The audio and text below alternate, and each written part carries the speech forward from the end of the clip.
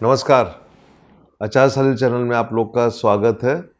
आज का वीडियो जो है वो कुछ मेरे फॉलोअर्स हैं जो विदेशों में रह रहे हैं, ख़ासतौर से मिडिल ईस्ट में, गल्फ़ कंट्री में, और वो मुस्लिम्स हैं और मेरे को काफ़ी फॉलो करते हैं और काफ़ी मुझसे एडवाइस भी लेते हैं। और ख़ास तौर से सऊदी अरेबिया में जो मेरे फॉलोअर्स हैं, जो 2020 में कोविड के बाद से जुड़े, ऐसे फॉलोअर्सों की संख्या काफ़ी गल्फ़ कंट्री में बढ़ी, जो कि भारतीय ज्योतिष पे बिलीव करते हैं। और उन्होंने मुझसे सलाह ली और अभी जो मेरे पास उनका मेल आया उसमें उन्होंने एक ऐसा सवाल किया है मेरे से कि जो मन को पीड़ा भी पहुंचाता है। और उनका सवाल ये है कि क्या मुसलमान भारत में बोझ हैं। तो मैं काफ़ी इस सवाल को सुन के काफ़ी हैरान भी हुआ, लेकिन जैसा मैंने कहा कि वैदिक ज्योतिष में हर चीज़ों का आंसर हमको मिल जाता है। और अपने इस फॉलोअर की जो इच्छा है मैं उसका सम्मान करता हूँ और मैं इस वीडियो के माध्यम से उनके सवाल का आंसर दे रहा हूँ।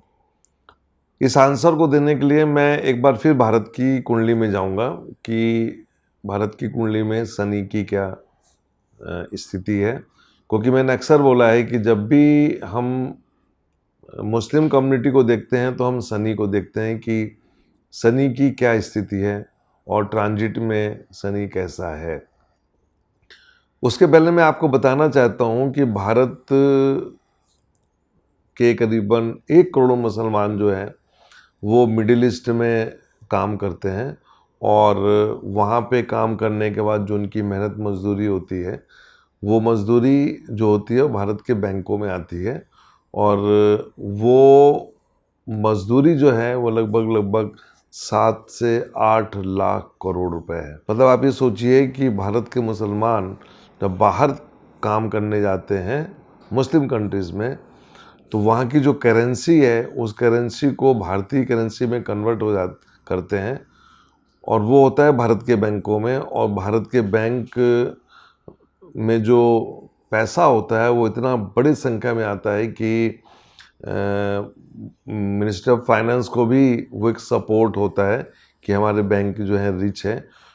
और जैसा मैंने आपको बताया 7 से 8 लाख करोड़ के आसपास ये धन भारत के मुसलमान जो हैं विदेशों में काम करके देश को भेजते हैं। जब ये पैसा आता है तो दरअसल वो अपने परिवार के लिए भेजते हैं, कुछ सेविंग करते हैं भविष्य को देखते हुए, लेकिन ये सब पैसा जो होता है वो बैंक में जमा रहता है। और अभी जबकि नुपुर शर्मा वाला कांड हुआ, इससे लेके एक असमंजस की स्थिति बनी, और मैं देख रहा हूँ कि भारत के प्रधानमंत्री और भारत की जो डिप्लोमेसी है वो इस डैमेज को कंट्रोल करने में लगी हुई है, क्योंकि यदि ये धन भारत आना रुक गया तो आप ये मान के चलिए कि हमारे करोड़ों मुसलमान बेरोज़गार हो जाएंगे। बेरोज़गारी तो एक बात होगी, लेकिन दूसरी चीज़ ये है कि जो विदेश से पैसा आ रहा है वो कहीं ना कहीं रुक जाएगा, और उस स्थिति में भारत की इकोनॉमी क्या होगी उसका तो भगवान ही मालिक होगा। तो मैं अपने इस फॉलोअर्स की सलाह पे फिर एक बार फिर भारत की कुंडली देखता हूँ। वृष लग्न की कुंडली है, लग्न में राहु बैठा हुआ है। देखिए, राहु के बारे में कहा जाता है कि शनिवत राहु कुजवत केतु, मतलब राहु भी शनि है और केतु जो है वो मंगल है। तो हम राहु को देखते हैं तो राहु लग्न में बैठा हुआ है, और लग्न का स्वामी शुक्र जो है वो तीसरे घर में बैठा हुआ है। दूसरा घर जो है उसमें मंगल बैठा हुआ है, और तीसरे घर में हम जाके देखते हैं तो चंद्रमा, बुध, शनि, शुक्र और सूर्य। तो यहाँ पे शनि के साथ में शुक्र बैठा हुआ है, और यदि हम ध्यान से देखें तो यहाँ पे बुध भी है। तो आप इसको ऐसे समझिए कि शनि को बुद्धि से सपोर्ट मिल रहा है, और शनि और शुक्र मिलके एक बहुत बढ़िया राजयोग बनाते हैं। और चंद्रमा भी वहाँ बैठा हुआ है, चंद्रमा यहाँ पे न्यूट्रल है। सूर्य जो कि 27 डिग्री का है, उसने जरूर शुक्र को, शनि को अपने प्रभाव में लिया हुआ है। और एस्ट्रोलॉजी की भाषा में यदि मैं बोलूं तो शुक्र और शनि अस्त हैं। लेकिन मेरा मानना रहा है कि कोई भी ग्रह जो होते हैं, चाहे वो अस्त हों, चाहे वो रेट्रोग्रेड हों, वो अपने नक्षत्र के हिसाब से फल देते हैं।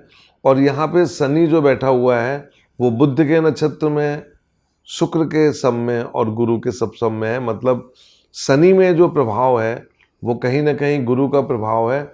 और गुरु छठे घर में शुक्र की राशि में बैठा हुआ है। देखिए, शनि के साथ में शुक्र बैठ गया और गुरु छठे घर में बैठ गया।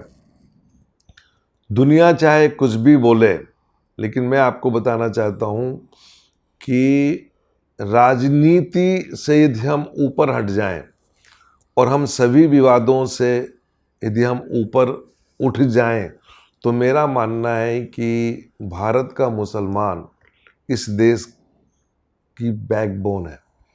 आप बड़े ध्यान से देखिएगा, मैंने बचपन से देखा हुआ है। मैं जब अपनी साइकिल को बनवाने जाया करता था तो एक मुसलमान भाई मेरी साइकिल का पंचर या उसकी ओवर हॉलिंग करता था। जैसे जैसे वक्त के साथ स्कूटर लिया तो स्कूटर की जो मरम्मत या उसकी ओवरऑलिंग या उसकी सर्विस जो होती थी वो कोई ना कोई मुसलमान करता था। हम और आगे बढ़ते हैं तो यदि हम मोटर कार की तरफ बढ़ते हैं, 4 व्हीलर गाड़ी की तरफ, तो वहाँ पे जितने भी आपको मैकेनिक मिलेंगे वो मैक्सिमम मुसलमान मिलते हैं। हम जब किसी टेलर के पास जाते हैं तो कपड़े सिलने वाले जो होते हैं वो मैक्सिमम मुसलमान होते हैं। मैं आपको इस वीडियो के माध्यम से एक बात और बनाना चाहूँगा कि कुछ वक्त पहले की बात है, न्यूज़पेपर में पढ़ा था कि माधुरी दीक्षित का एक चिकन का सलवार सूट था जो लाखों रुपए में उन्होंने ख़रीदा था, लेकिन उसको बनाने वाला एक मुसलमान लड़की थी। और वो 1.5 लाख का सूट तो माधुरी दीक्षित ने लिया था, लेकिन उस लड़की को 1000 रुपये मिले थे। थोड़ी पुरानी खबर है, लेकिन आप लोग गूगल में जाके इसको सर्च कर सकते हैं। ये उत्तर प्रदेश की घटना है।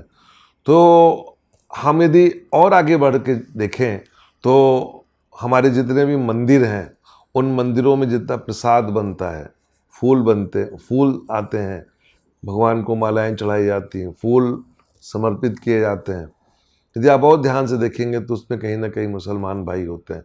तो मुसलमान भाई जो हैं हमारे, ये हर जगह उपस्थित हैं। मैंने अक्सर अपने वीडियो में बोला है कि कभी भी किसी के धर्म को अटैक नहीं करना चाहिए।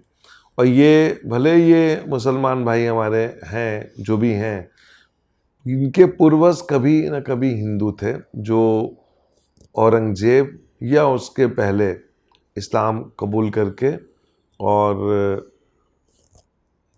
जनरेशन पीढ़ी दर पीढ़ी वो आगे बढ़ते गए।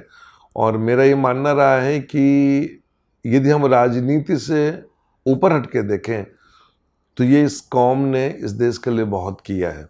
आजकल मैं जब देखता हूँ कि काफ़ी जातिगत बातें होती हैं, काफ़ी जगह माहौल ख़राब किया जाता है।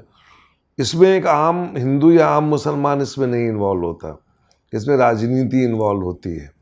लोग कहते हैं कि साहब ये मुस्लिम कंट्री हो जाएगा। ये मैं समझता हूँ कि बिना मतलब की बातें होती हैं, माहौल को ख़राब करने वाला। मैं इसके खिलाफ रहता हूँ। लेकिन मैं एक जनरल बात आपको बताऊँ कि यदि मुसलमानों की मैं बात करूँ तो इसमें कोई दो राय नहीं कि उन्होंने इस देश के लिए बहुत किया है। यदि अभी हम नुपुर शर्मा के कांड की बात देखें तो जो हमारी इकोनॉमी एकदम से डाउन हुई है, जिसके लिए मोदी जी लगे हुए हैं, हर उनकी डिप्लोमेसी लगी हुई है कि हमारे पास जो धन गल्फ कंट्री से आता है हम कैसे उसको वापस ला सकें। यदि ऐसा नहीं कर पाए तो आप समझिए कि एक कहावत है, विनाश काले विपरीत बुद्धि, और उस स्थिति में काफ़ी स्थिति खराब होगी। अब आप ये देखिए कि आगे चल के क्या स्थिति इस देश की होगी। तो मैंने अक्सर बोला है कि अभी शनि जो है वो मकर राशि में है। मैं समझता हूँ कि ये एक बहुत अच्छा समय है जहाँ पे हम इन सब समस्याओं को ख़त्म करें। मैंने अखबारों में पढ़ा कि मोदी जी कुछ ऐसी यात्राएं करने वाले हैं जिसमें मुसलमानों को वो कॉन्फिडेंस में ले सकें। ये शनि का मकर में होने से ये फल है, और मैं समझता हूँ कि अक्टूबर नवंबर तक हमको प्रयास करके जो भी समस्याएं हैं उनको ख़त्म करना चाहिए। और यदि हम इसमें कामयाब हो गए तो आप ये मान के चलिए कि ख़ास तौर से जो मिडिल ईस्ट से हमारे अच्छे रिलेशन हुए थे वो वापस ट्रैक में आ सकते हैं, और जो कुछ लोगों ने उसको ख़राब करने की कोशिश की वो कानून देखेगा उनको कि क्या सज़ा देता है, ये तो गवर्नमेंट की बात है। लेकिन मैं समझता हूँ कि भारत एक गरीब देश है, और सरकार को भी इसमें सोचना चाहिए कि हम कैसे अपनी स्थिति, अपनी फाइनेंशियल स्थिति को ठीक कर सकें। मैं अपने फॉलोअर्स को बताना चाहता हूँ कि भाई आप बिल्कुल चिंता मत करें, और वक्त की बात है, लेकिन अच्छे दिन आएंगे, और मैं समझता हूँ कि इस देश में वापस एक अच्छा माहौल होगा जो हम लोगों ने अपने बचपन में देखा है। हम लोगों ने बचपन में कभी भी हिंदू मुस्लिम की लड़ाई कभी नहीं देखी। मैं समझता हूँ कि वो दिन वापस आएगा। वक्त की बात है, कुछ समय और इंतज़ार कीजिए, और मैं समझता हूँ वो दिन बहुत जल्दी आने वाला है। नमस्कार।